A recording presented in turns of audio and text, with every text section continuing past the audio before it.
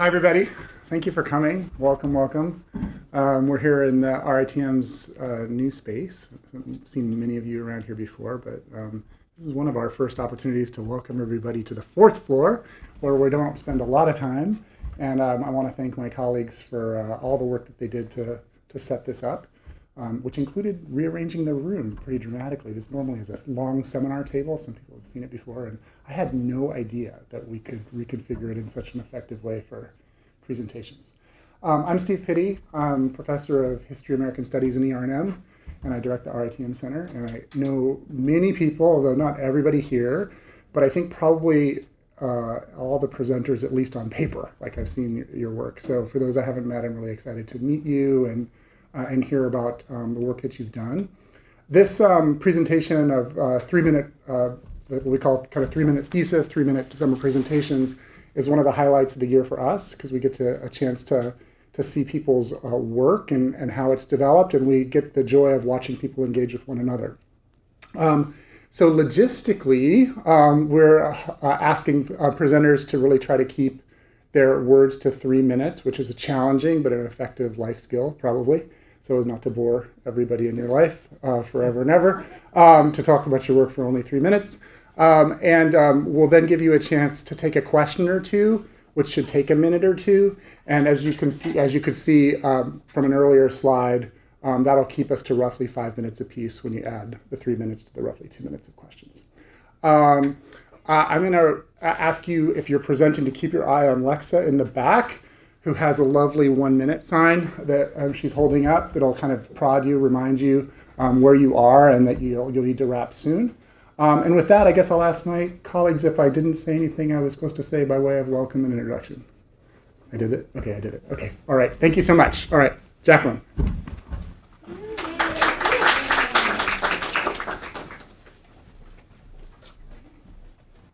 This summer, while conducting archival research in the border town of Las Cruces, I came across a tale of moccasins, maguey, and marauders. In the 1890s, Martin Amador and Nestor Armijo, two prominent New Mexican businessmen, alleged before the U.S. Court of Claims that Navajo and Apache Indians had stolen their livestock on numerous occasions during the 1860s. Amador and Armijo were taking advantage of the Indian Depredations Act of 1891, which carried no statute of limitations and allowed citizens to seek indemnity for property destroyed or taken by any indigenous band, tribe, or nation in amity with the U.S. With this act, Congress envisioned compensating those aging, intrepid homesteaders who had turned a desert wasteland, replete with raiders and mismanaged by Mexican mongrels, into fertile farmland.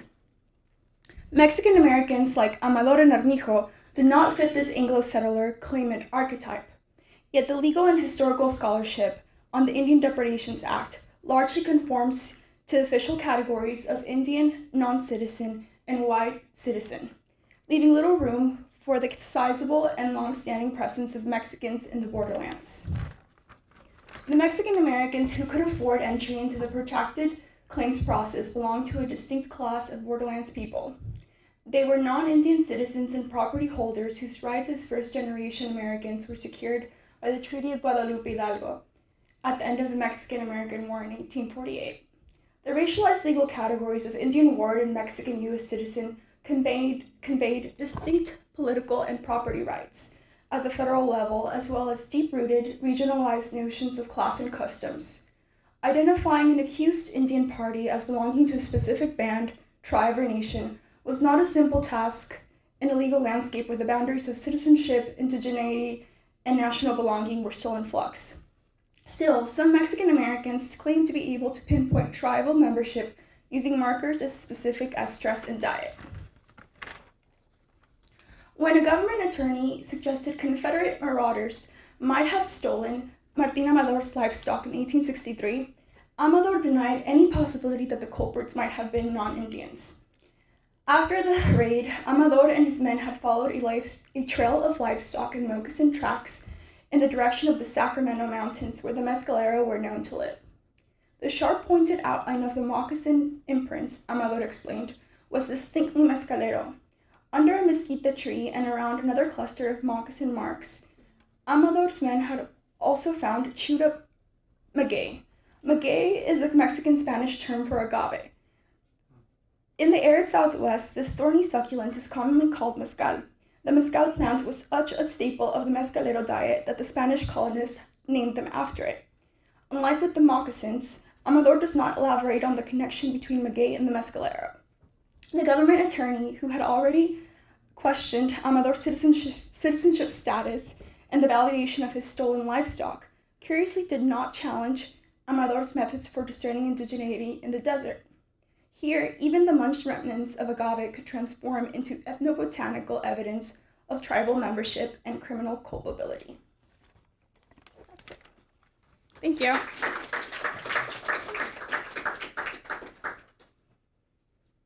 Questions, comments? Okay. All right. Oh, sorry. Yes. So, what is the long-term goal with your project with your archival? Oh, I'm so sorry. Hi, that was a really cool presentation. Thank you. What is the long-term goal with your archival research? That's so cool, by the way. Are you writing a thesis? Are you hoping for some policy changes? What's your idea? Yeah, thank you. I mean, I try to keep it as brief as possible, so I didn't explain like that I was a second year. I'm a second year in the PhD in history. Most of my research is on communal irrigation systems, but I've been really fascinated by this like Indian depredations legal landscape. So I'm not really sure where it's going, but I did write a paper about this, and I do want to keep working on it and workshopping it. So this might become like a topic of my dissertation, but since I don't really, I'm not sure yet. Yeah. Super cool. Thank you. Jackie, super cool. I was really struck by the tracking on the landscape, the kind of identification of the moccasin tracks or the seeming identification. I just wondered if you had thought of links between the landscape in that sense and the legal landscape. Is there some kind of connection in your work? Yeah, so to sort of like give more background, where the primary source is coming from, it's a deposition, and the government attorney, who represents the government, is trying to determine whether these people are committing fraud if they're saying that if they're telling the truth when they say that Indians stole their property, and so they're sort of asking questions about citizenship because they have to make sure that the claimants are citizens, but they're also asking questions about tribal membership because in order to process the claim, they have to know who is the accused party. And so I think I don't really know what happens because the archival, the archive doesn't tell me if these people ever received compensation for what they claimed happened. And most people, even if they weren't Mexican American, even white claimants never really received compensation because the Indian depredations claim system was so backlogged and inefficient that they never actually received any money. But what I'm interested in is how Borderlands people define indigeneity, and I found it really interesting that they didn't really use physical characteristics like we associate with racial profiling, like skin color or anything like that, but they were very specific. And the moccasins in specific, I've been doing a little bit of research, and I think it was very commonplace for trackers to say, okay, the shape of the moccasins is going to tell us what kind of tribe was on this landscape. Yeah. Right, thank you.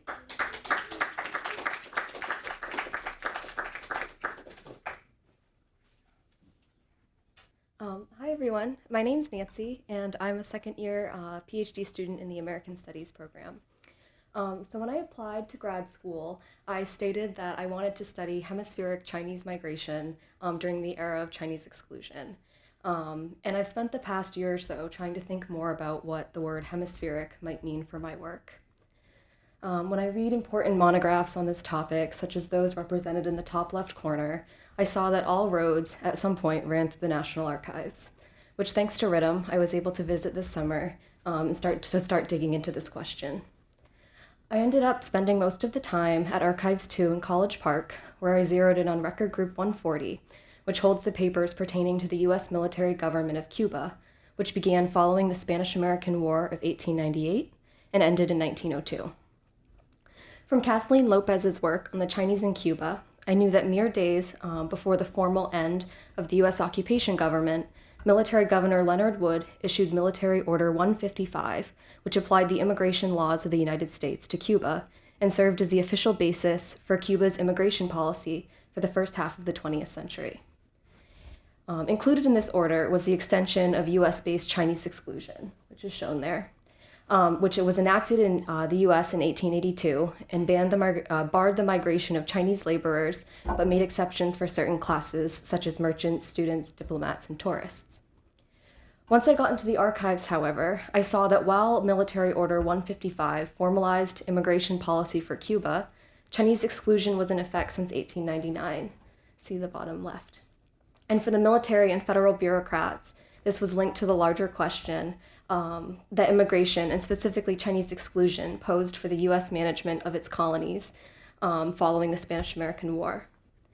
As this letter shows, exclusion was exported and implemented in colonies, which is not always captured in the scholarship on this era, which often focuses on domestic continental enforcement of the law.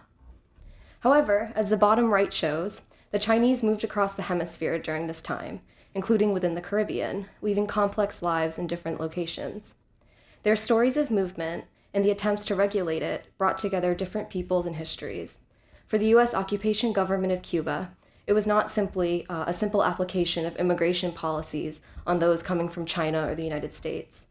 Rather, what I saw in the archive shows that this hemispheric look weaves together projects of British and American imperial control and governance on people who moved globally, forcing them to contend and navigate itineraries from those arriving from not just China and the US, but also other places in the Caribbean, such as Jamaica and Puerto Rico, as well as Mexico. Thank you.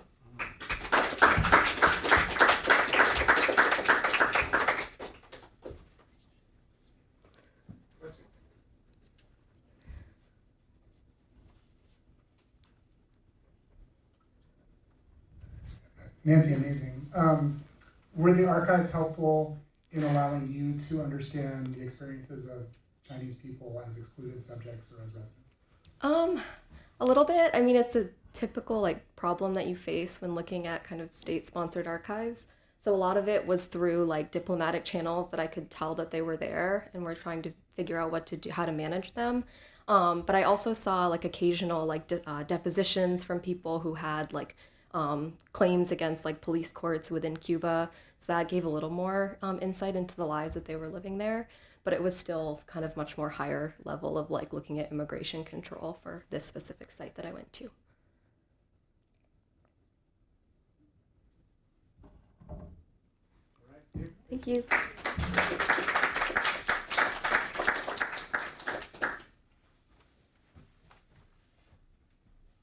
Hello, my name is Lisa Bieler-Ibarra, and I'm a PhD candidate pursuing a combined degree in architecture and religious studies. And my dissertation, Parish Empire, Catholic Imperial Space in the Trans-Pacific World, interrogates how the Catholic Church, the largest non-state property holder in the world, amassed their territorial and real estate portfolio within multiple colonialisms, and how religion, race, and architecture functioned as imperial infrastructures that facilitated the church's accumulation of property in the Philippines, Timor-Leste, and Guam. The clips you see behind me are videos that I took during my month of archival research in Manila this summer, thanks to the generosity of RITM. And you'll see a variety of architectural typologies, ecclesial, educational, commercial, political, vernacular, that are all under the control of the Catholic Church. If you're looking for the buildings, find the money. It's a sort of refrain I repeat to myself when I research built environments at the archive. And it's what I tell archivists when they observe, I thought you were interested in architecture. Why do you keep requesting financial documents? And it's how I replied to the archivist at the archives of the Archdiocese of Manila this summer when he glanced at my document request form, banks, and raised an eyebrow at me. You see, if you just look at conventional archival or architectural documents, blueprints, contracts, an architect's correspondence, renderings, you might walk away with a sense of architectural form as a single, isolated, and autonomous event. Yet the act of building is always part of larger technological and human apparatuses, a conglomeration of societal aspirations, political decisions, and financial instruments. But even as a skeptic of architecture's autonomy, I was surprised by what I found at the archives of the Archdiocese of Manila. I was looking for transactions. I was searching for documentation of the buying, selling, leasing, and relinquishment of archdiocesan properties as a window into the scope of their landed assets in Manila and beyond. Instead, amidst lease agreements and land sales, I found administration records from the San Miguel Corporation, minutes from the Bank of the Philippine Islands Board of Trustees meetings. I saw recurring actors, the Archbishop of Manila as a corporation sole, the Ayala family, the Ortigas family, and repeated economic associations, land sold by the Archdiocese to an entity whose board of directors or investors were comprised of these recurring actors, many times the Archdiocese itself. What I found was a greater architecture whose religious and economic players not only shaped the urban fabric of Manila, but constituted an elite class who determined the religious, economic, and political landscape of the Philippines and beyond. In these signposts of archival evidence, I caught a glimpse of the powers of extra statecraft held by the Catholic Church in the Philippines. Thank you.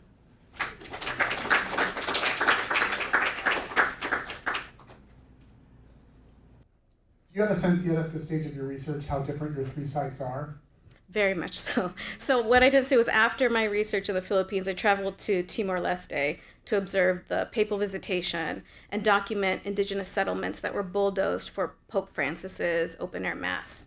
And in the Philippines, it's interesting, the sort of landed gentry of the Philippines and the Catholic Church are often at odds in this, the state and the church are often at odds, sort of vying for political power and social capital within the Philippines. In Timor-Leste, they're very much hand in hand. They're very much in a mutually beneficial relationship. And when I interviewed activists and scholars in Timor-Leste, they said, you know, you got to reframe your question, who's more powerful, the Catholic Church or the state? And in their opinion, it was the Catholic Church that was more powerful there. Timor-Leste, by the way, is the most Catholic country by percentage after the Vatican. Fascinating. Thank you. Thank you.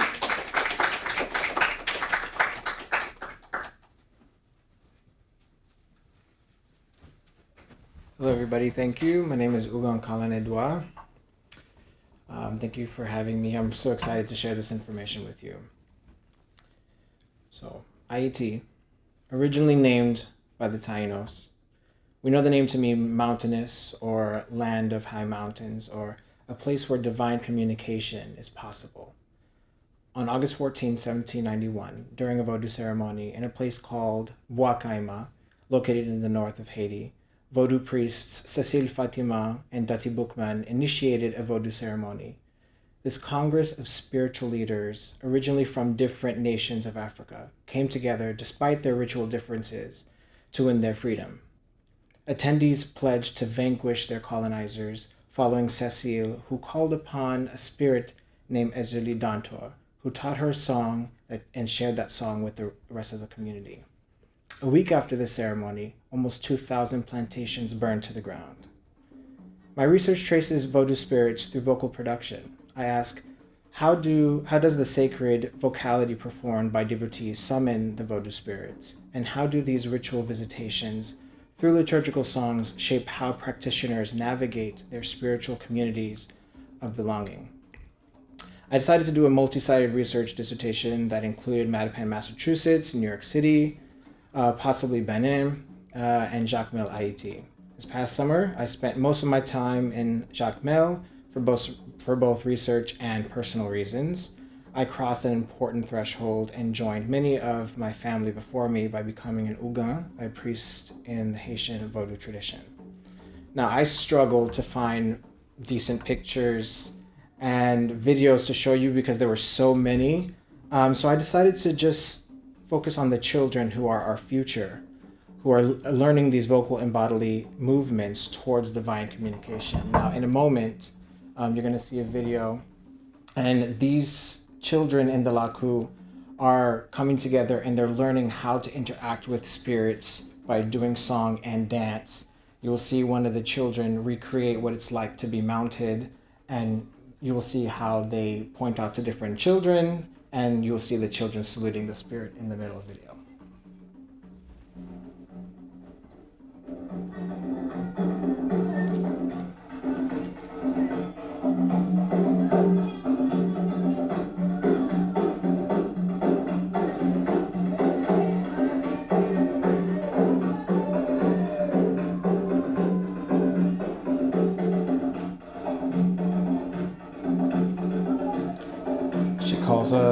She calls one of the children. The children is saluting, learning how to interact with the spirit.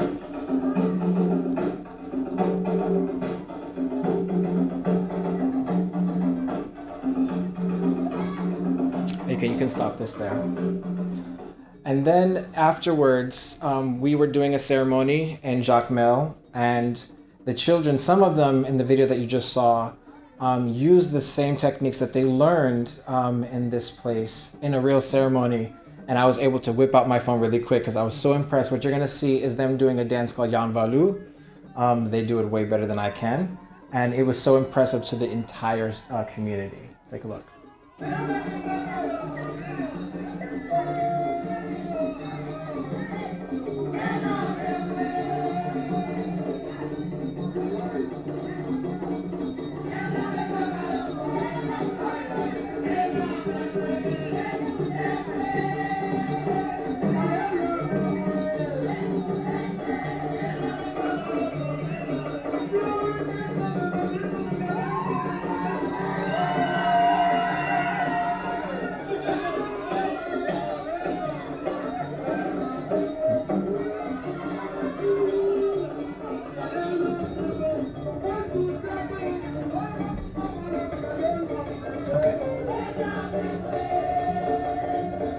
Although much of the scholarship is on the drums, I want to draw our attention to the body, the Haitian body, not only because it's important to realize that we are still human, but our rituals are beautiful. Thank you.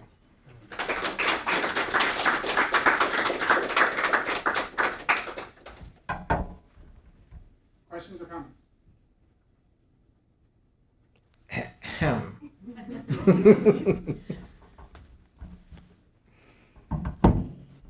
I'm just going to keep asking. But I do invite others to ask questions. Khan, such amazing work. I would imagine that you felt prepared and unprepared for certain things that you encountered along the way. Let's say, I don't know, intellectually or methodologically or something along those lines. You know, in other words, from study you had done or courses you had done or something like that. Can you give us an example of something you felt prepared for to approach, to do, to understand, and then something that you didn't?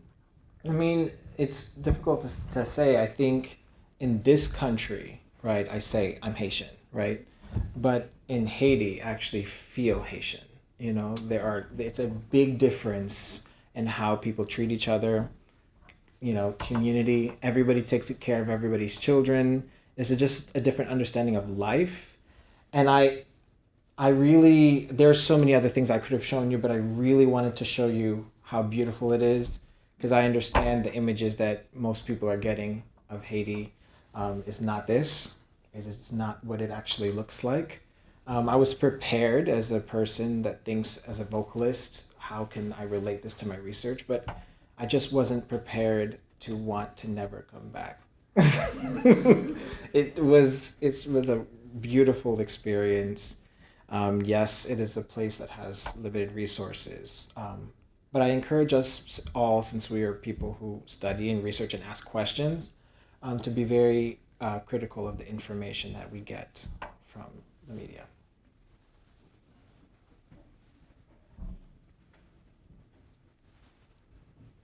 Thank you so much for sharing, especially the images and the videos. Could you speak a little bit more about like the celebratory aspect of your visit and also just your research, because it's very evident in these videos, and I just want to hear a little bit more about your experience and the celebration aspect. Oh my gosh. It was already a beautiful experience, but I have a lot of family members that are priests and priestesses. Like I'm an Ogun, and a woman priest would be a Mambo, right? And so it wasn't just how beautiful it was to be there and how accepting I felt by the community, but also I truly believe the celebration is both physical and non-human, right? So joining a laku, which is this community of people, but also joining ancestors that went through the same initiation process that I did.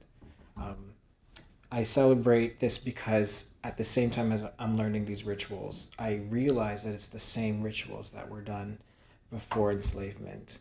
As I sing this music, I get to call upon the same geographical locations, the names of people in different parts of Africa. And that's how we remember where we come from. And that's where it's celebrated, because we're bringing all of those things into one space. I think that's a beautiful question. Thank you. Thank you.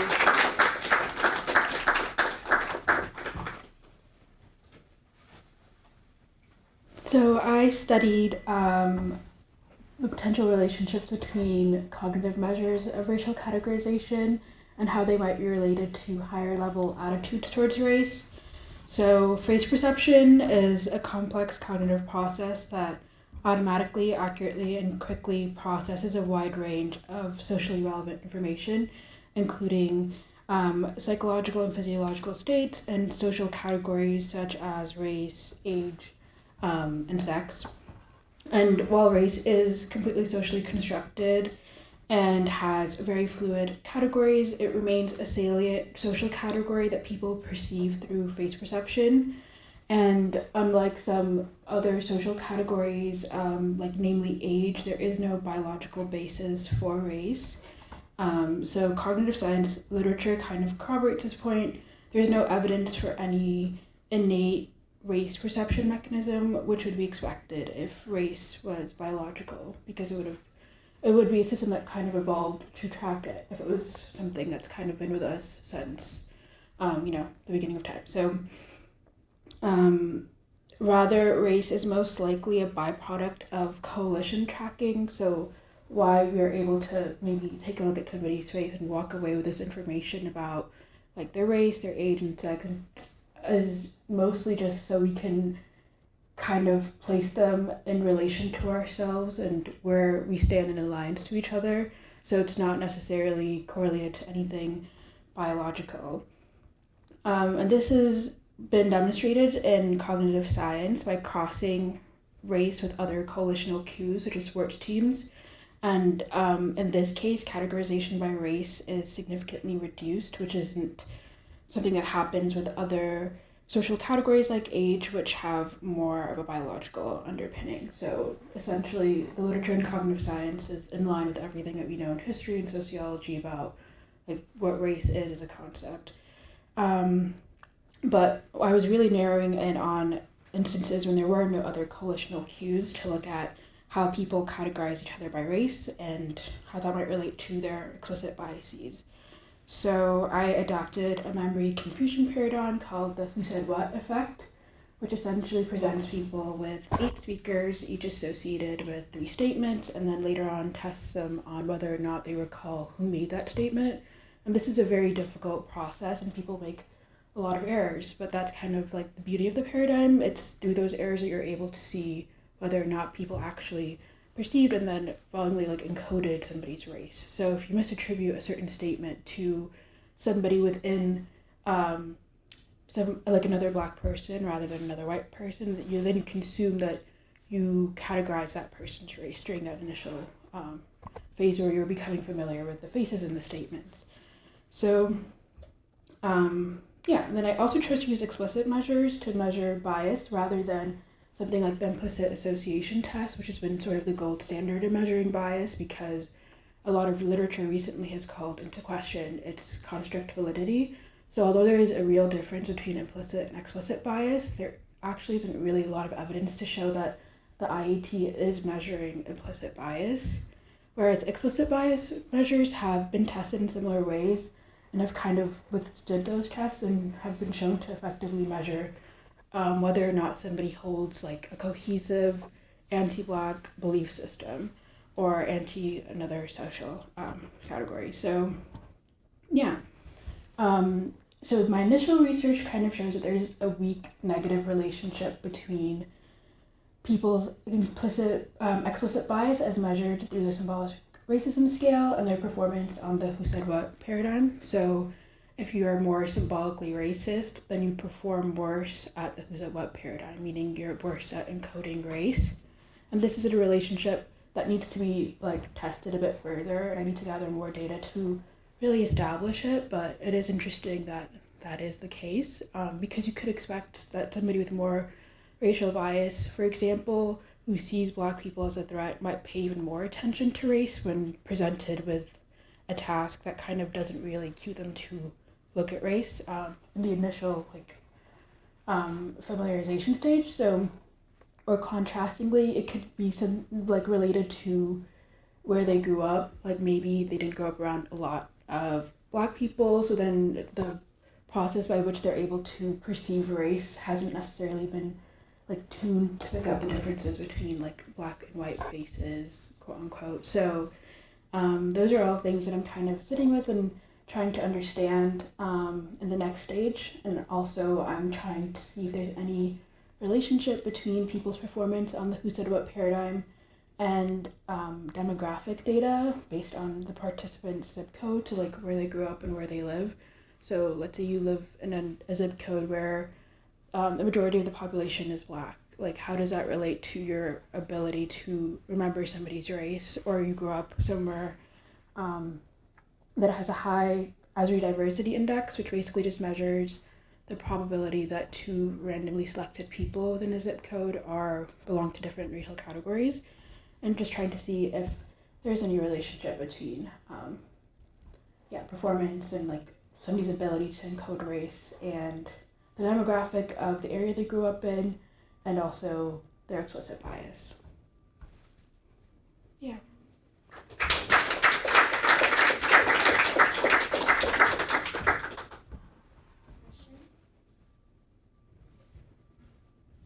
Thank you.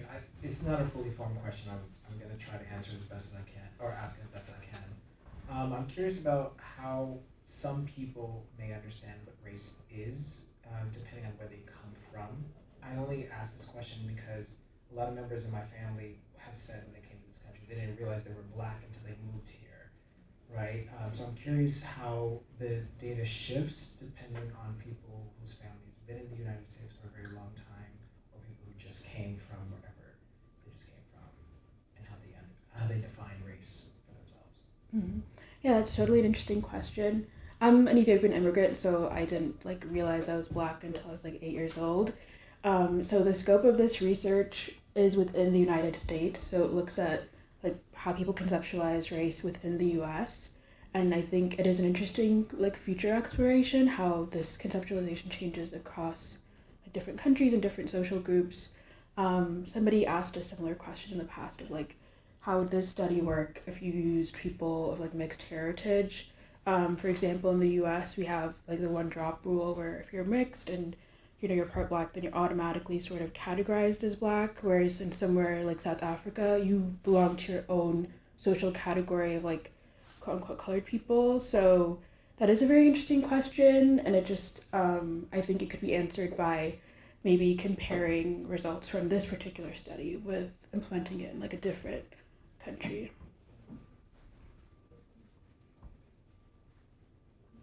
Great, thank you.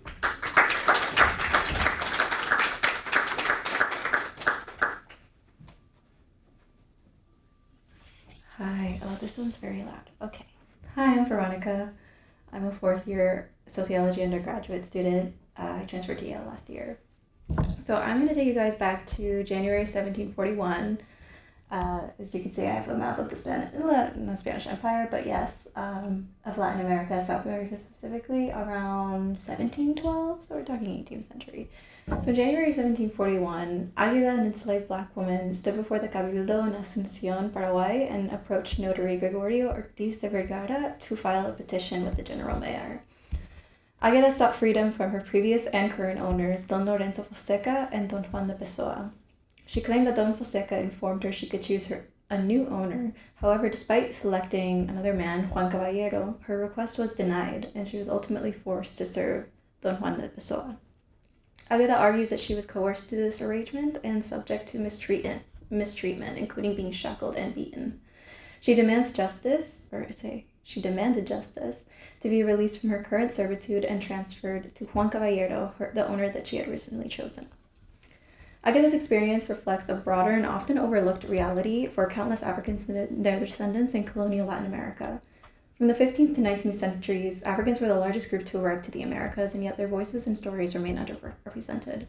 Agatha's case is one of thousands demonstrating how Africans and their descendants were not two-dimensional subjects of empire nor perfect victims, but they were engaged, informed actors who navigated a complex colonial and socio-legal landscape. My research delves into this dynamic interaction within the Spanish Empire's unique legal system, and I explore how enslaved and free Africans, particularly women, navigated and utilized the system to advocate for their rights. This historical exploration carries personal significance for me as it echoes my own family's journey. My parents left Paraguay 30 plus years ago in search of opportunity, and my academic journey throughout the years has been intertwined with personal attempts to reconnect with my heritage, my culture, and the painful yet empowering history of my ancestors. And working in the National Archives in Asunción this summer, I transcribed early modern legal cases involving enslaved women with the help of Licenciado Arturo Grande. This is actually one of the first pages of Agatha's case right here. And these often overlooked cases offer critical insights into Paraguay's hidden histories and the broader narrative of colonialism, empires, race, and resistance in Latin America. And Agatha's story is one of 5 documents from the mid-18th century in Paraguay that I've chosen to transcribe and analyze in preparation for my thesis, from civil complaints to petitions to prevent sales to freedom petitions, etc. And in addition to these primary sources, I consulted the work of historians like Josefina Pla, whose book Hermano Negro has been a key resource for me especially. And her analysis primarily focuses on 19th century Paraguay under the rule of Francia, leaving much of the colonial era unexplored. So my research is aiming to fill these gaps and placing these cases and their actors in their appropriate sociological and historical contexts. And I feel that Agatha's story is not just a historical account, but a call to action. And stories like hers force us to confront the legacies of colonialism, empire, and slavery that permeate today. And in spreading awareness of these stories, we commit to amplifying and humanizing marginalized voices. And just to end, my work is not just about uncovering the past, but about shaping the future in which historiography is all-encompassing and inclusive, and justice is pursued with unwavering commitment. Thank you.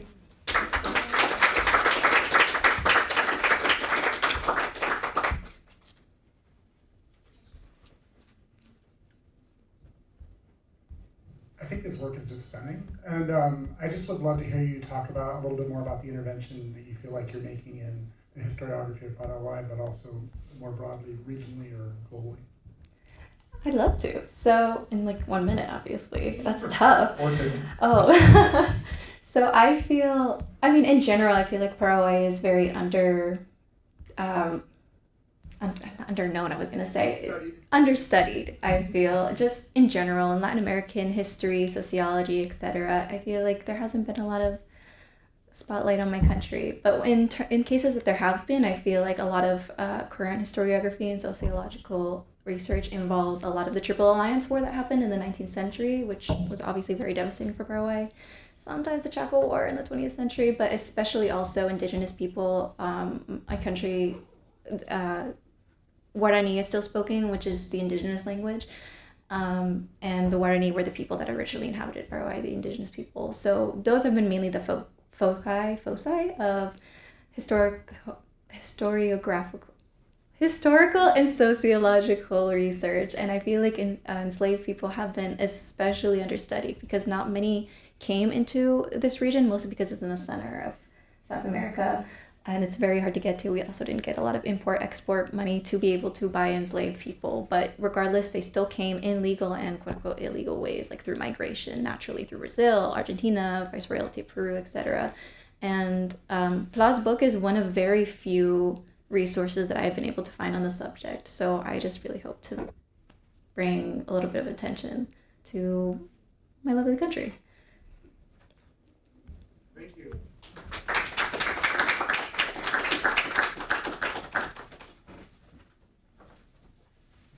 All right, I'm Hannah. I use she, her pronouns, and I am a Doctor of Fine Arts candidate at the Drama School. an artistic fellow at the Yale Rep Theater, which is where some of the work that I'm about to talk happened. I used the RITM travel grant to give a presentation called Cross-Cultural Production, Dramaturgy, and Action at the annual Literary Managers and Dramaturgs of the Americas Conference in Kansas City, Missouri this summer. The conference brought together dramaturgs, and if you're wondering what that is, we are theater practitioners who collaborate on new play development processes and also focus on story, structure, history, and social context in productions of existing plays, historical and contemporary. And we came together from across the US, Canada, and Mexico to discuss the issues of our field. I particularly enjoyed attending sessions that highlighted innovative theatrical work happening locally in Kansas City, as well as how dramaturgs can support other artists in their goals. The Black Directors panel, moderated by conference producer Melanie Walker, discussed their work at the Casey Melting Pot Theater, which has a mission of producing theatrical contributions of emerging and established African American playwrights. I also enjoyed hearing about the perspective of Mary Catherine Nagel, a playwright commissioned at Kansas City Rep, who's also had her work produced at Yale Rep. And she's a member of the Cherokee Nation, and she talked about the current focuses and frustrations among herself and contemporary Indigenous playwrights in North America. In my own session at the conference, I split it into two parts.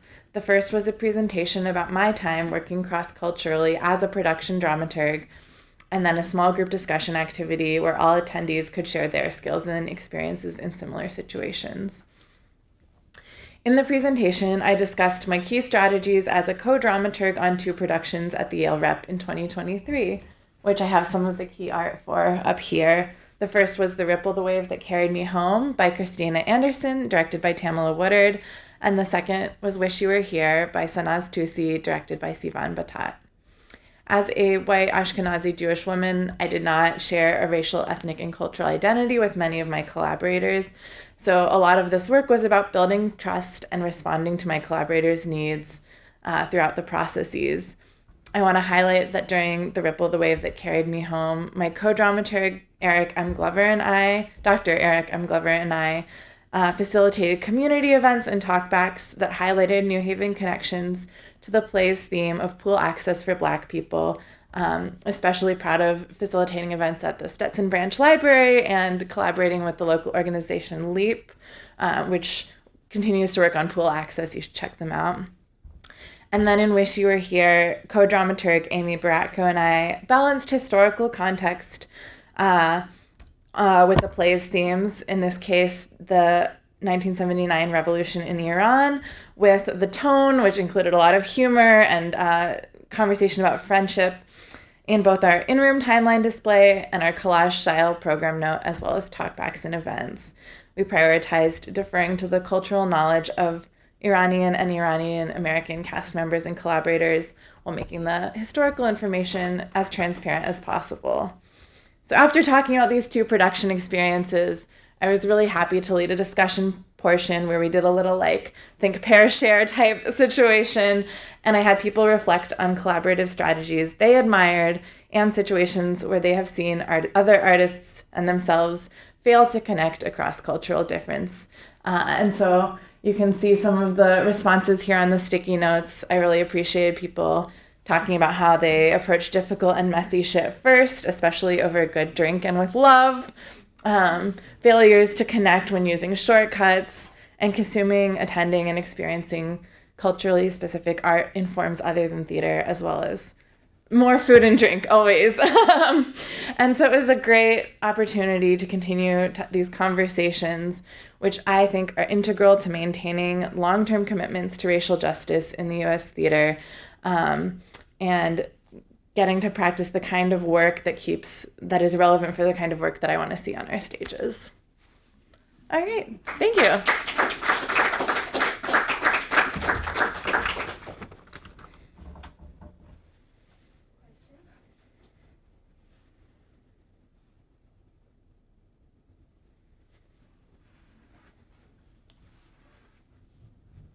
What were some challenges, or maybe just one, because I know you only have a minute or 2. What was a specific challenge that you faced, and how did you overcome it? Something that you're really proud of. Something that I'm really, I'll give one example from Ripple and one from Wish You Were Here. In Ripple, I think sometimes anticipating the needs of a company can get in a way of really being able to listen and like respond moment to moment. So during a presentation when we were onboarding cast members, there's this video from the Yale Police Department that's and something that like the cast members said was they're like, we wish they would have shown their faces. And I think we'd been anticipating, we don't want to bring police into this space instead of asking first. But because the themes of Ripple deal directly with Rodney King, as well as like both civil rights movement and 1990s activism, like it's not just like who's there, but also what they're thinking about. So we actually ended up like having an optional conversation where we like sat down with members of Yale Police and we're like, these are members of our community. We don't want you like profiling them. We want you familiar with each other. And it's like, it's a thing I never would have anticipated as the need. And I think slowing down there was really great. And in Wish You Were Here, I'm just really proud of the tone we were able to keep in the talkbacks because the genocide in Gaza was just starting as that play was on stage, and people were reeling from October 7th. This came from a cast and a playwright and a director who were like vocal about their own political support and about protecting each other. And part of that actually meant like really thinking about what the play is giving us as opposed to portraying the Middle East as a region that's about violence. And so, yeah, just making sure we like took care of each other during the talkbacks was something I was both challenging and proud of there.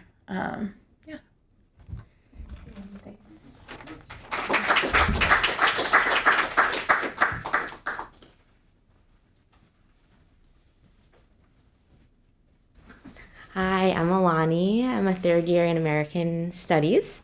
And just a caveat, I did not expect to look at these things this summer. My written proposal was about trying to understand how a very famous Hawaiian activist and scholar, Haunani K. Trask, thought with Black feminists during the 70s, 80s, 90s. I went because I thought, well, I can't find any trace of it. Haunani K. Trask always would reference like Malcolm X, the Panthers, and mostly male figureheads of, let's say, Black power. And I kind of made an assumption, like she probably was thinking about like Black feminists too. But when I was in Hawaii this summer, and when I went and talked to a couple of her own students, archivists at the University of Hawaii, there actually really is no trace of her thinking with or in conversation with a lot of Black feminist theorists. So instead of my project really focusing on how Black radical thought was moving in Hawaii during the 20th century, I kind of decided like I'm gonna like look into the 19th century just a little bit. And I don't consider myself a historian, so I was really like proud of myself for this. But I got a lead from actually one of my roommates this summer that this is King David Kalakaua, who was the last king of Hawaii right before Queen Liliuokalani. And he told me, he knew what was coming. Like he knew that race was going to be mobilized against Hawaiians to overthrow their kingdom. And I was like, he knew what was coming. I was like, okay, that's a big claim to make. So I started looking at his papers at the Hawaii State Archives. And I just wanted to share one thing I thought that was questionable from this summer.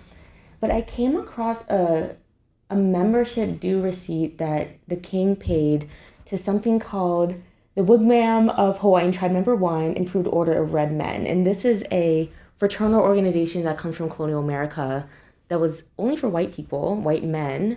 And they use the imagery of, they use a lot of Native American imagery to sort of portray that they're indigenous or they're original. I had no idea that this fraternity ever made its way to Honolulu. I'm not surprised, but I'm kind of stuck trying to understand why the king was a paying membership of this organization. And for me, actually finding this helped me further understand what my dissertation project might be, which I never thought I was going to look into the 19th century. It's kind of turning into that, but to try to understand how ideas about race were being imported from the continental United States into Hawaii during the territorial period And especially, I want to look at specifically how during Reconstruction and the failure of Reconstruction was being perceived in Hawaii at the time. This summer taught me that I need to get some reading proficiency in Olelo Hawaii, which is exciting, but ideas about Black people or Blackness or witnessing the failure of Reconstruction, I argue that those, being able to witness that, Hawaiians were witnessing it. It's all in the Hawaiian newspaper archives. If you track words of the N-word, there's a specific word that references for African Americans. You can track that in the newspaper archives, but people aren't using it because people aren't reading Hawaiian. So that was an insight I didn't understand until this summer. So I'll leave it at that. I'm still haunted by this freaking receipt, but thank you.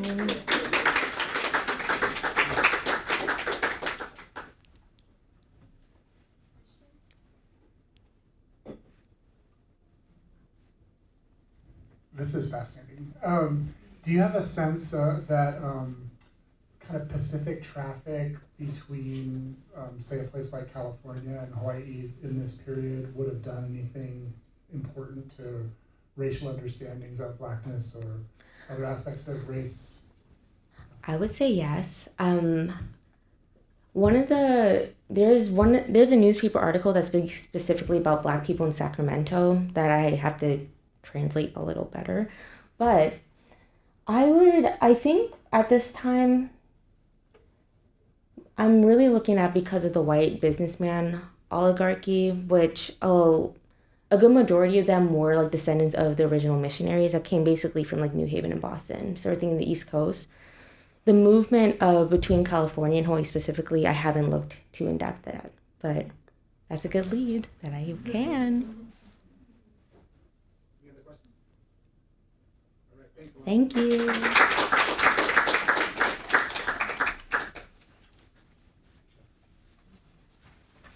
Hi, sorry, that was really loud. Hi, I'm Andres. I'm a second year PhD student in anthropology in the School for the Environment. So before kind of diving in, I'm going to talk a little bit, give some historical context. So it's 1956 Sao Paulo, and the Brazilian Ministry of Agriculture just solicited geneticist Warwick Kerr to produce a quote-unquote hybrid variant bees better suited for the tropics by interbreeding quote-unquote docile European honeybees with quote-unquote more aggressive and quote-unquote resilient African ones, and this is the language they were used. This is an experiment which I argue is rooted in American geneticist and eugenicist Dobzhansky's legacy in the institutionalization of genetics in the Brazilian Academy. And then a year later, these bees escaped from that lab and they sort of moved northward, and they're all the way in sort of California and Texas by the 90s. And these bees are called quote unquote Africanized honeybees, also known as killer bees if you've heard of them. And sort of that rhetoric was circulated by news media and scientists at the time, sort of this paranoia around miscommunication and misunderstanding of the science around sort of what these bees mean within their ecosystems. And the idea of them being an invasive species is sort of this problematized term that has this racialized dimension that materializes geopolitical borders that sort of frees bodies in time and space. And so by 1994, they reach Puerto Rico, in which 10 years they sort of come to replace the sort of European honeybee population that had been brought by colonizers much or 200 years before. And specifically in the islands of Vieques, which is where I was doing my fieldwork, bees had already sort of embodied this politics of anti-colonial resistance as they were used materially and poetically to mobilize to protest against American Navy land expropriation and bomb testing on the island that had been going on until 2003. And then so from June and July, I was conducting pre-dissertation ethnographic fieldwork on the island of Vieques, which is 8 miles east of Puerto Rico, where I was collaborating with La Colmena Cimarrona, or quote-unquote the Maroon Hive in English, which was a feminist grassroots organization actively advancing food sovereignty efforts partly through the apiculture of Africanized honeybees. And they articulate this work through a lens of marronage, sort of working through that history of sort of Native and Black communities that sort of reclaimed their autonomy from the plantation. So throughout the 2 months, I mainly helped them with farm labor and cooking for community events. And sort of as we sort of cooked and farmed side by side, I would have informal but meaningful conversations with the women who made up the organizations about their lives, frustrations, and desires. And I also conducted sort of interviews and archival research to better trace sort of the histories of these bees that were sort of at the heart of these sort of like social, political, and cultural gestures. I was also particularly interested in how they as a community are actively and discursively conceptualizing what exactly marronage is in relation to place and belonging alongside more than human communities. Celeste Winston coins the term maroon geographies to name historical and ongoing spatial practices of Black flight from and placemaking beyond racial violence that emerged during transatlantic slavery. Marronage and its various modes of placemaking, though, have always been a multi-species project, such as with the cultivation of African crops and often creolized Caribbean subsistence pods, known econucos in certain places, provision grounds in others, by enslaved peoples that Winter writes about, Sylvia Winters. And so I kind of sort of my part of the dissertation is sort of thinking about how do these multi-species relationships grounded in marronage architect alternative ways to articulate relationality to land and place that make room for not just distinct imagined futures, but re-articulating the interface of race and indigeneity. Thank you.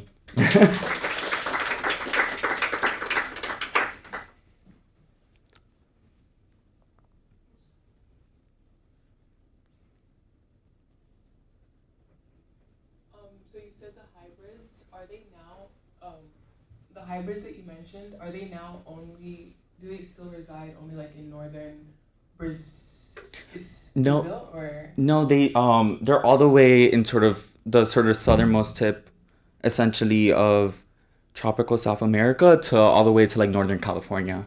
Okay. Yeah.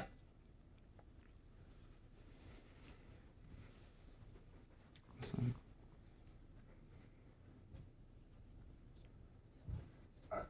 Two questions, but just answer one, your favorite one. Yeah. Hopefully there's one that you like.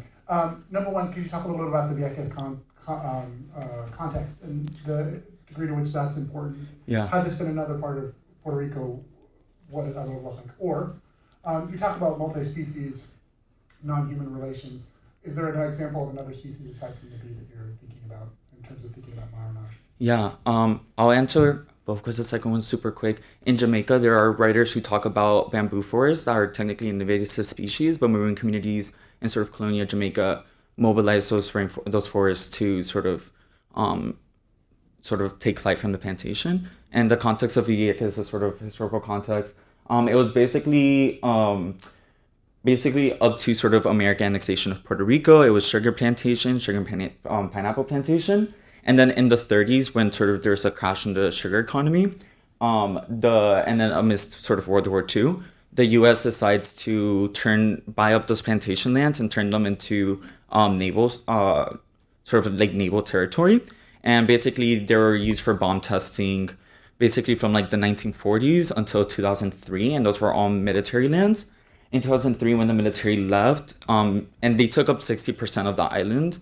All the 60% of the island is now under management by the Forest and Wildlife Services. So it's still not available to sort of Viequenses proper. And the 40% that's left is sort of being currently bought up by tourist industry, as well as sort of a really large American expat community, predominantly like white American expat community. Okay, thank you.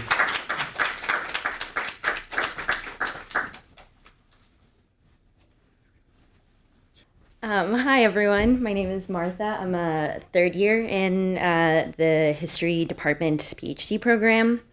So this summer, I visited the National Archives and Records Administration in Washington, D.C. I spent most of my time at NARA 1, which holds the legislative records, essentially, of major immigration reform that was enacted in the late 20th century. I'm super thankful for RITM support because this was kind of a very large archive to get through. And so I ended up having to spend quite a bit of time just getting through some of these records, which were essentially kind of very, not curated collections of large boxes with just lots and lots of different kinds of documents. So I'll just quickly say about the actual experience in the archive. It really was helpful in terms of just understanding better what kinds of stories you can tell through a government archive about kind of the process of policymaking, but specifically kind of how do we think of immigration reform in this period. So you'll see here some of the kind of clips I selected was lawmakers being very obsessed with kind of how immigration is covered in the media. And so there were kind of a lot of documents that were just kind of media clippings with like little annotations here and there, and a lot of kind of conversations about whether a specific legislator or a specific person was being perceived as soft or hard on immigration. There's also a lot of kind of popular anti-immigrant sentiment that is kind of getting through Congress in way of just people, letting legislators know that they don't want this bill because it will result in, quote, illegal immigration, those sorts of conversations. And then you also get a sense of kind of exchanges between legislators and kind of who is asking who for, when to meet, when people are meeting, these kinds of like kind of closed door conversations about immigration reform. So I'll say a little bit about my project, and hopefully this will make a little bit more sense. So I'm looking into a 4-decade period between the late 1960s and the early 2000s. And my big markers are 3 immigration reforms, 2 that passed in Congress and 1 that didn't. And so my research this summer mainly focused on the Immigration and Reform and Control Act, which passed in 1986, as well as the Illegal Immigration Reform and Immigrant Responsibility Act, which passed in 1996, so a decade later, and the Border Protection, Anti-Terrorism, and Illegal Immigration Control Act, which didn't pass the legislature and was very tied to the protest of 2006 that included Latinx, Caribbean, and Asian migrant communities.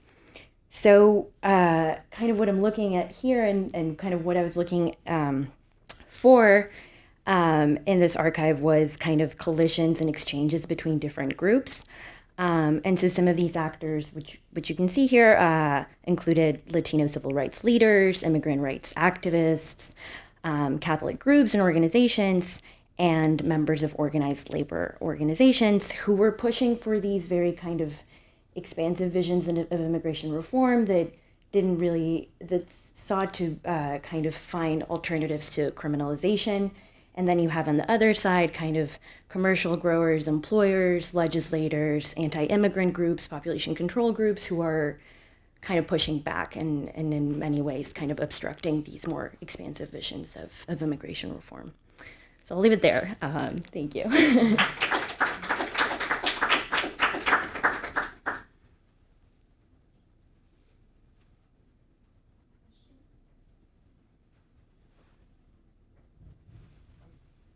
Ooh.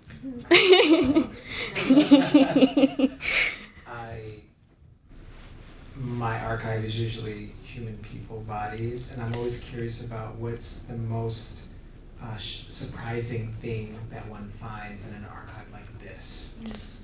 What surprised you the most when you were going through the papers? I don't know. Great. Great questions, because these are kind of, again, big, really not curation at all, and they're just, I think they can seem very dry and boring at first, but then when I kind of started looking at them, you start seeing kind of characters that show up a lot. You start seeing kind of who is actually super interested in this like anti-immigrant vision being successful and who's pushing back, which was super interesting to kind of find out more about. I didn't really have a sense of just how much agricultural employers were kind of pushing to get kind of this flow of like expendable workers in a way, and how aggressive they were, which is something we know, but just to see it kind of, so that's to say that a lot of characters do emerge and like stories that are actually super interesting emerge, but you have to kind of spend a lot of time going through, the driest documents you've ever seen in your life at first to get to that kind of, uncovering a story that is actually about humans, but it's just buried in lots of papers. I'm sorry. See the middle picture at the bottom, and you circled something in red? Oh, yeah. What is that? I can't see that. Yeah, no, I didn't circle it. Someone kind of, which I didn't explain, but so someone actually circled this, and it's essentially kind of a caricature that's mocking the kind of protections to asylum seekers from Central America. And so it's kind of a mocking of the movement itself. And so some of the kind of legislative aides are kind of circling that and being like, oh, we're being made a joke, like this legislators being seen as soft on immigration. So that was kind of interesting to, yeah. Hi, I'm Sian. I took a class last year on eugenics and its afterlives, and one thing that we talked about was the connection between eugenics and immigration policies. And we read a lot of like letters and like a lot of archives in the Yale archives, like from people like similarly like saying that they didn't want immigration from certain countries and stuff like that. I guess I'm wondering, did you come across anything like eugenics related or any mentions of that movement in your research? That's such a great question, and I'll try to answer quickly, but something that's super interesting to see in the 70s and 80s is that eugenics per se is not present, but there's like these kind of emerging groups of population control. So it's a lot of kind of that rhetoric that is like super racialized, obsessed with fertility, anchor babies, like that kind of concern.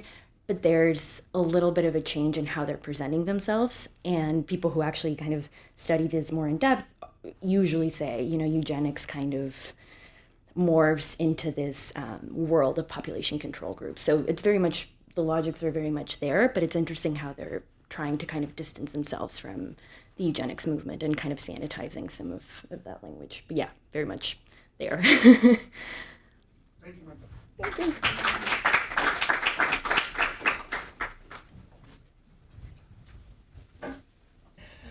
Hello, my name is Alyssa McKenna, and I'm a third-year undergraduate studying the history of science, medicine, and public health. And this summer, I worked in Athens, Greece on Aegean Sea border politics. And so I think I can give like a brief historical sort of narrative. Since the 1970s, due to like an influx of immigration, Greece and the Greek and Turkish coast guards have become like intense locations and like settlements for a lot of refugees that are traveling by boat and by sea. And so this summer I did work on driftbacks, which constitute an illegal campaign to abandon asylum seekers and refugees at sea. And it's a form of systematic expulsion. And if you can imagine, the organization I was working with was called Forensic Architecture and Progressive International, but like every busy human rights lawyer, my supervisor ghosted me, and it was in China for like the whole summer. So I had to sort of rework everything by myself. And forensic architecture was really useful for that. They started their work in 2010, and so they started their work thinking that it would be less than 100 cases that they were working with, and it's grown to be about like 1,000, and they now have no funding. And so I did a lot of clerical work for them in the first 2 weeks, and then I was forwarded to work with the Border Collective, which is a organization that's working on sort of the same thing, but then also on strategic litigation, which is defined as the use of legal action to bring about broader social change, especially when it comes to the context of border violence. It's focused on how do we address the sort of exceptionalism that's happening within these cases. And I think a good example to walk you through strategic litigation is the GRJ versus Greece case, which I was working on in terms of like the hearing and seeing it through. Essentially, GRJ it concerns the abduction of a 15-year-old Afghan refugee from Somos, Greece, where he settles. And this shows the first case of exceptionalism, right? So like if the case is successful and has even to bring about any sort of change, it would only apply to unaccompanied minors, essentially, who are Afghan unaccompanied minors coming from Somos, Greece.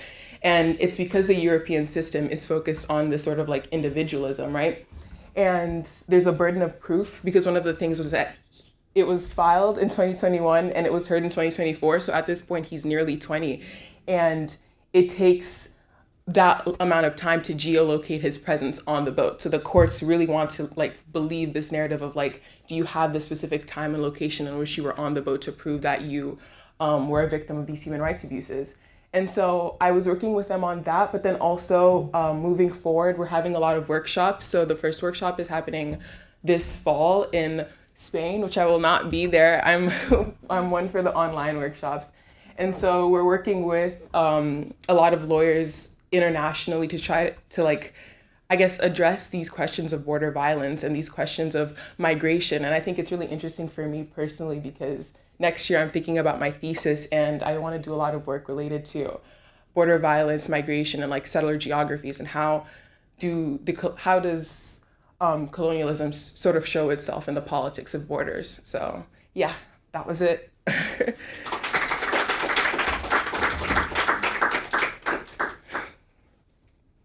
I like spread through that, so if there's any questions. I can just ask, I guess, Okay. because I'm not here. That was a great presentation. Thank you so much for that. If I may ask about, did you come across like any data regarding the effectivity of strategic litigation as a model, especially in places outside of the EU, where international law is not really a thing and you're acting with a number of individual cross-country jurisdictions and enforceability across borders? Yeah, that's what we're trying to work through actually, because as we're sorting through cases for the Americas, it's a bit harder to sort of like interpret the judicial systems, because I think a lot of the cases we're looking at in Europe are these like quasi-judicial systems that sort of have similar rules and similar like I guess similar views on how to approach these sort of problems, but specifically driftbacks. And so when we're looking at the Americas and we're looking at South America specifically, it's hard to sort of there's no driftbacks happening in the American context. And so it's hard to sort of piece through what cases are going to be important for like helping like address that. I guess that's a really confusing answer, but yeah. And so yeah, I hope that answered it. Any questions? And I think if any of you are interested in digital humanities, Forensic Architecture, if you go to their YouTube channel, they have this great video on the FFA versus Greece case, and it's about like storytelling and sort of like live mapping these stories. So yeah. Great.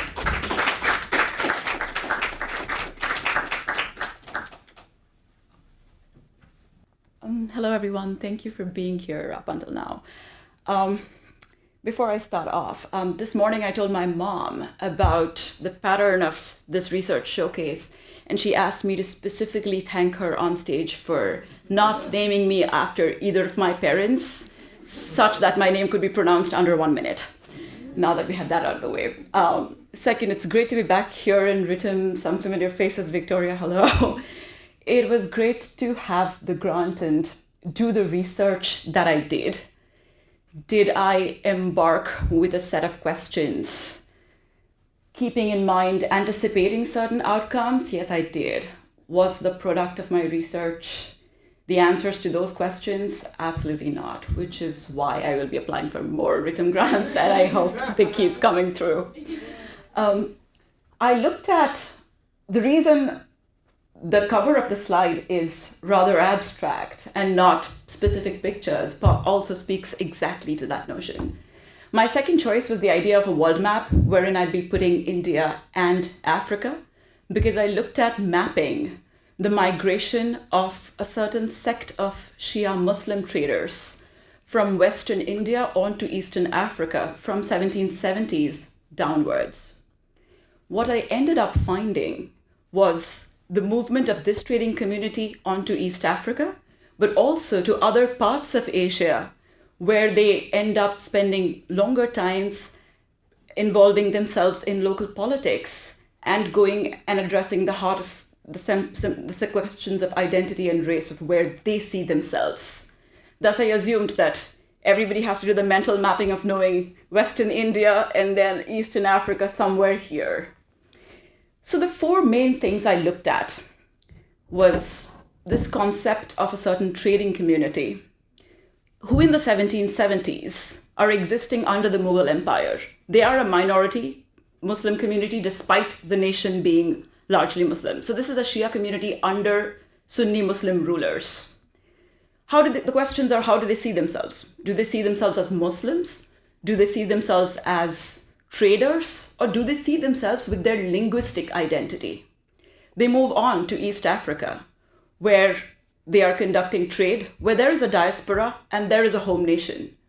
How are they interacting with the fellow migrating trading communities that are there, How are they interacting with the local population? And where on the schema of color do they see their skin color vis-a-vis the population at home, the population abroad? And mind you, this movement has been happening since the 1770s. In the middle comes the British Empire, who decides where religion becomes a hot pressing issue in India, where Hindus and Muslims are the binaries that you're governing against. Where you're a Muslim, you're all painted by the same brush. But not really. We have a minority within a minority seeing themselves very differently than what the British government sees them as. Fast forward to today. Why is it that I got into this particular strain of research? Last summer, I happened to be in Cairo, and my visit coincided with the visit of the Indian Prime Minister Modi. Completely unrelated, I had nothing to do with that. So I happened to be in there, and I meet a local trader at the souk who is presumably very familiar with Indian tourists. He looks at me and he's like, you're from India. Your President Modi is visiting. Lovely man. Is he a Muslim?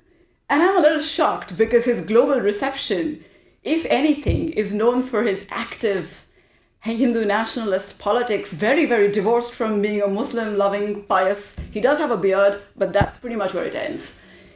And then I look into the media, and that's when I see that he's been inaugurating, he's done a couple diplomatic visits, received the highest civilian honor in Egypt, and then inaugurated a Shia mosque for a certain community in that place. So the obvious question is, what is happening today? Why does Modi's Hindu nationalism carve out a small little exception for a particular trading community? Now that took me to this question, wherein I peeled the layers of the different levels of identity of this community. Some of my findings, now of course, if I could sum them up in 3 minutes, I wouldn't need the more research grounds that I'm going to apply for, so I will not be doing that.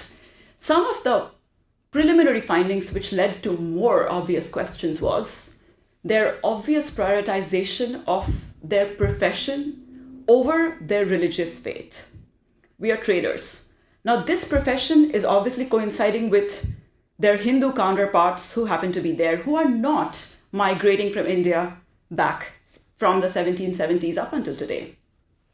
Second question, the obvious question of religious piety. If you have obviously prioritized your trading caste or your role and job as trader, that would reasonably mean that you do not give that much importance to your exercise and expression of piety. Again, obviously wrong. When I look at their interactions with local elites in local communities, I see further branching out of these traders to all parts of the world, including Japan. Again, I don't have a map to trace those red arrows to show how, but here we see individuals of this community in protracted litigation with local communities where therein they are trying to establish proselytize, quote unquote. I would use caution against using that word with a brushstroke, but proselytize the idea of their particular brand of Islam in clear antithesis to what Japan perceives as the Muslim world at that point of time. And this gentleman continues, this will probably be my next project, this gentleman continues to be in Japan till the end of his life, dying as the chief mufti of the Grand Mosque in Tokyo. Therefore, the clear question of you do privilege your trading identity, but at the same time keep your religious identity and the exercise of piety at a parallel level, where there seems to be no ostensible conflict in the diaspora. Now, this is not the case back at home, where obvious conflicts take place. The third layer of identity that goes on is what then is the relationship of this diaspora with current Indian Muslims who live back at home. Chains of migration show that traders of the Shi community from East Africa have then gone on in the early 19th century onto North America, Canada, and Europe. Do you see yourselves as Africans? Because there happens to be ample literature of communication with local kings and pioneers and patrons, wherein you fashion yourself as son of the soil from Zanzibar, son of the soil of the particular nation that you're coming from. So when you have migrated across the ocean and the world has come full circle and you find yourself in North America, what is your primary identity? And what is it that you're using in navigating A, the social scape, B, the political scape, and third, the economic scape? And it was super interesting to see that all of them seem to exist in very different bubbles and not quite concentric circles as to how this navigation happens. Are there conflicts and contestations? Are open questions? And a little bit that I could see from the limited court records and social pamphlets that I came across, but I'm sure that the story is much more complex than that. So open questions remain regarding how does this particular community perceive themselves in other parts of the world outside of the Asia-Africa binary? Where does the question of race figure? And third is something that I'm getting increasingly interested in, is the granular shade of color when it comes to race. Are wheatish looking Sunni Indians or wheatish passing members of this community differently treated and differently self-perceived as opposed to the others? And how does that go into their relationship with the members and other trading castes in Africa? So that's the nutshell of it. That's the fastest presentation I could have given on a topic as present, as nuanced, and as rapidly evolving and multidimensional as it could be. So thank you.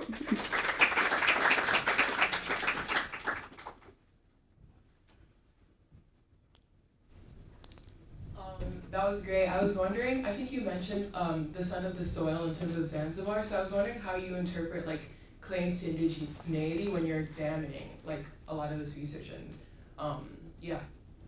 No, that's a great question and an extremely complicated one, because I had a fair bit of doubt about should I use the modern lens of indigeneity to understand, and by that logic say that perhaps he was not being very genuine when he was saying this in his local communication with the landed elite, the landowning gentleman he was talking about, because he's making a business pitch. He's saying, I am the son of the soil here. My ancestors came to Zanzibar. I am as local as it gets. Yet, when he is transacting and trading and writing letters of credit and notes to people back in India, he's sort of making a similar claim.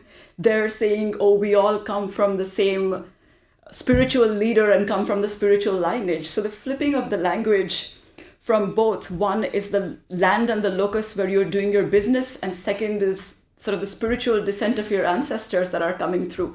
That's an open question. We could call it an important business trade, like a trade secret that he had, like a strategic decision he made depending on who he was talking to.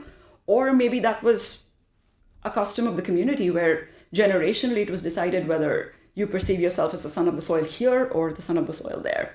But good question, an open question. Great, thanks. Thank you.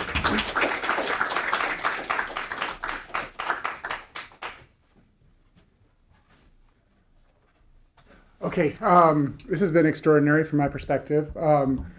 Three quick things. First of all, it really is extraordinary to see the range and the depth of the scholarship ongoing and in development of the people in this room, and it makes one really excited about the work to come, right? I mean, these projects are all in process, and they'll soon yield more and more and more. So hearty congratulations and thanks to all of you.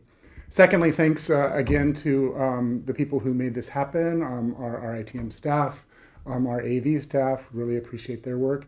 And third, nothing would make me happier than seeing some of you stick around, talk to one another, especially people you haven't met before, enjoy the food and the drink in the back. So please consider that a really hearty invitation on my part. Thank you so much to everybody. Thanks.